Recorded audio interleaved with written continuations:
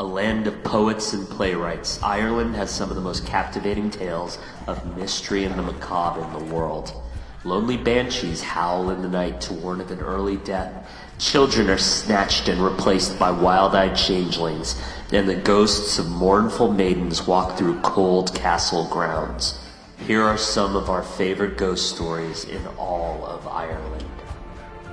The origins of the jack-o'-lantern go back to an Irish folk story about Stingy Jack, a doomed gambler and drunkard cursed to wander the earth with only a lantern to light his way. Stingy Jack's rough ways led the devil to come collect his soul. Jack begged the devil to let him drink one last time at the pub before taking his soul to hell, and Jack trapped the devil by convincing him to change into a coin with which to pay the bartender, and then slipping that coin into his pocket alongside a crucifix. Stingy Jack promised to release the devil on the condition that the devil wouldn't claim his soul for another 10 years. When the devil returned, Jack asked for a final apple to eat before going to hell, and then carved crucifixes at the base of the tree when the devil climbed up to fetch the apple. This time, he got the devil to agree never to take his soul. Unfortunately for Stingy Jack, he wasn't allowed into heaven when he died, and when he went to hell, the devil refused to take him. Instead, he gave Stingy Jack an ember that would burn forever to light his path through the netherworld.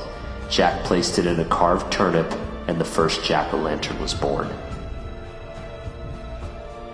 The history of vampire stories would be incomplete without the contribution of Irish author Bram Stoker's groundbreaking work, Dracula.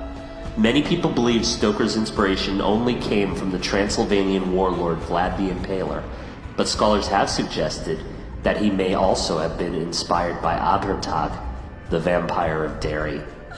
Abhartag lived in pre-Christian Ireland, where he was a dwarf who practiced black magic and used his influence to torment his neighbors. He was eventually slain by a heroic chieftain, but his evil lived on. He rose from the grave to torment the villagers around him, drinking their blood as they lay sleeping. As the bodies began piling up, the chieftain caught Abhartag on one night and slayed him a second time. Even after being killed again, the villagers reported seeing Abhartag again. After more bodies were found drained of blood, the chieftain consulted a druid who told him to dig up the body and drive a stake made of yew wood into his heart. The brave chieftain did as he was told, and the killings finally stopped. Still, they say an evil presence lingers in the area.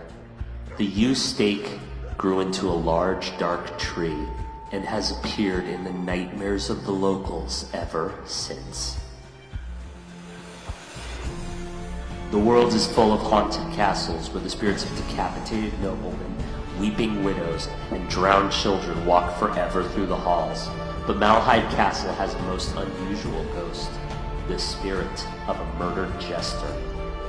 King Henry II had Castle Malahide built in the 12th century, where it became well known for celebrations hosted on the grounds, including massive feasts complete with jugglers and jesters.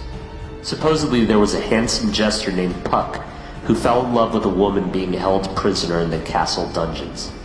Puck tried to free her, but was captured and killed in the escape. Puck cursed the castle with his dying breath, and his spirit supposedly haunts the grounds of Malahide. Guests have reported the jester's face appearing in their photographs, and the jingle of bells can be heard echoing in the hallway.